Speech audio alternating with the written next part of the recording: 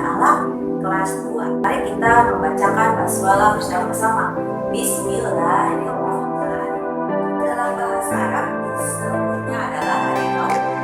Itu adalah yang jujur dan banyak disebutnya oleh orang. Rajin juga termasuk akhlak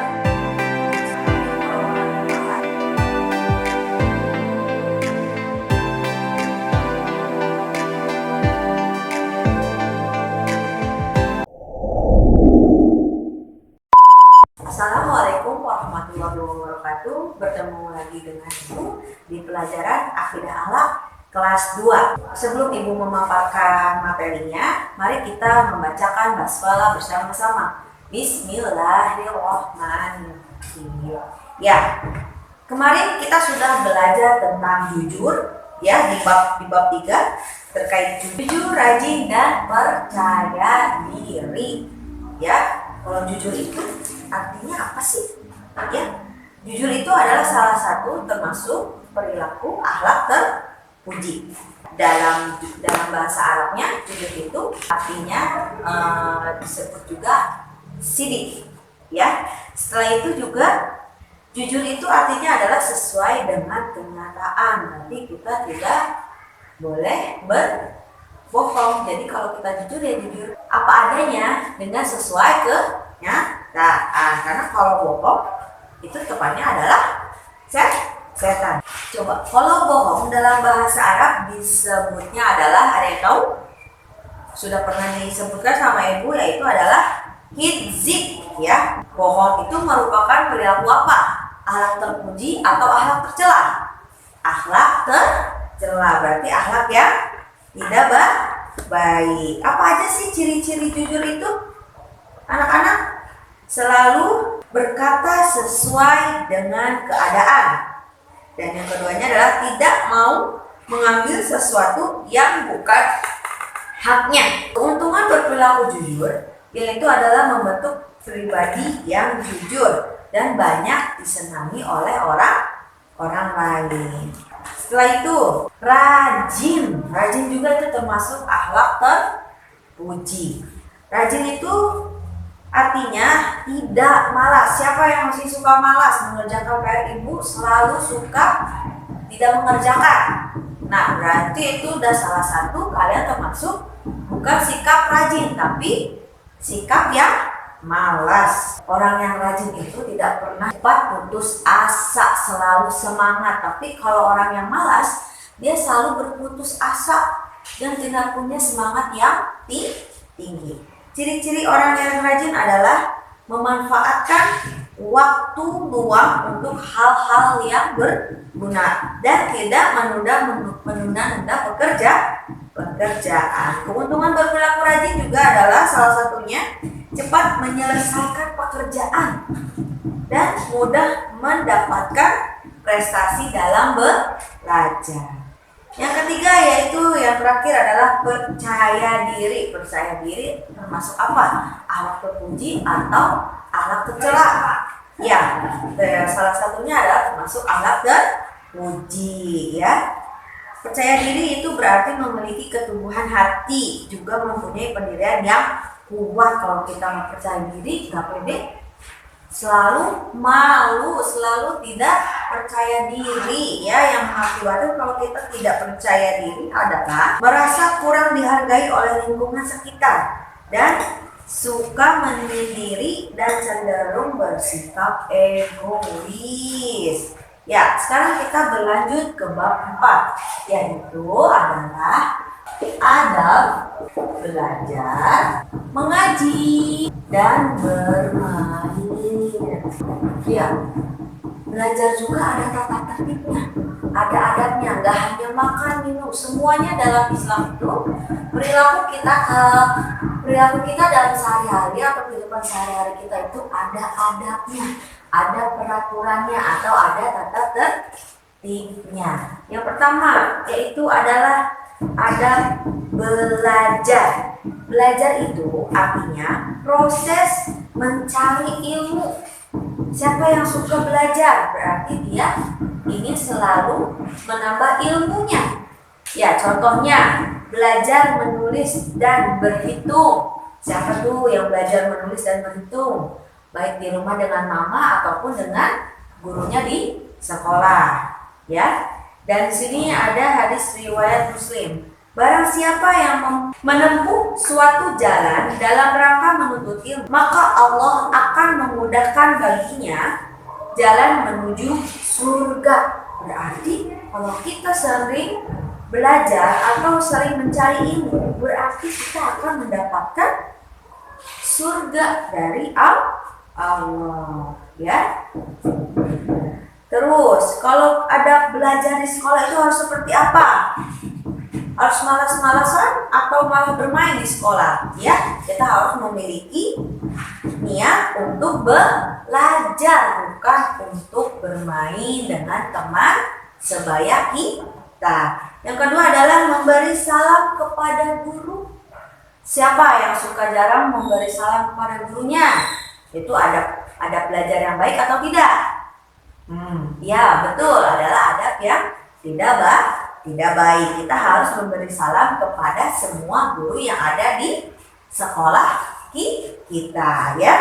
Terus yang selanjutnya adalah bersikap sopan terhadap guru. Ayo, kalian masih ini tidak suka sopan tidak dengan gurunya kalau ketemu gurunya di sekolahan? Ya, harus bersikap sopan. Terus kalau di dalam kelas kita harus berantakan atau harus rapi duduknya? Ya, kita juga harus duduk rapi dan tertib dan tidak mengobrol terus. Itu adalah adab belajar di sekolah. Kalau kita belajar di rumah, bagaimana? Yaitu belajar di tempat yang sesuai. Ya berarti kalau kalian punya tempat belajar, ya tempat belajar. Kalau nggak punya berarti di tempat yang mungkin bisa jadi di ruang kamar kalian, belajar sama mama atau sama ayahnya di rumah, ya. Tetap harus ada pengawasan atau dituntun sama orang tua kalian dalam mengerjakan soal. Tapi yang diingatkan adalah kalian tetap harus mengerjakan sendiri, ditulis sendiri, ya. Mau hasilnya jelek ataupun bagus tetap dilakukan sendiri biar kalian juga paham apa yang disampaikan atau yang dituntun sama mama dan ayah kalian di rumah, ya. Belajar diawali dengan dan diakhiri dengan membaca doa. Supaya apa? Supaya berkah ilmu yang kita pelajari menempel ke dalam otak, pikiran, dan hati kita, ya. Terus ada juga mengaji. Mengaji juga ada adabnya, ya. Mengaji juga termasuk menuntut ilmu, ya. Harus belajar mengaji hendaknya dimulai dari sejak kecil. Ketika dewasa sudah paham ilmu agama, ya. Setelah itu ada mengaji. Adab yang harus diperhatikan ketika mengaji apa saja? Kalau kita mau mengaji itu harus bagaimana? Harus suci atau kotor menghadap Allah?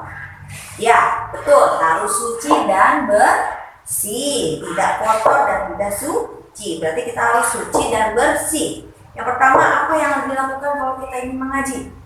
Harus berwudu terlebih dahulu. Setelah itu memakai pakaian yang bersih dan suci. Masa kita kalau mau mengaji menghadap Allah, pakaian kita kotor dan bau? Ya, itu adab yang tidak baik dan tidak boleh dicontoh.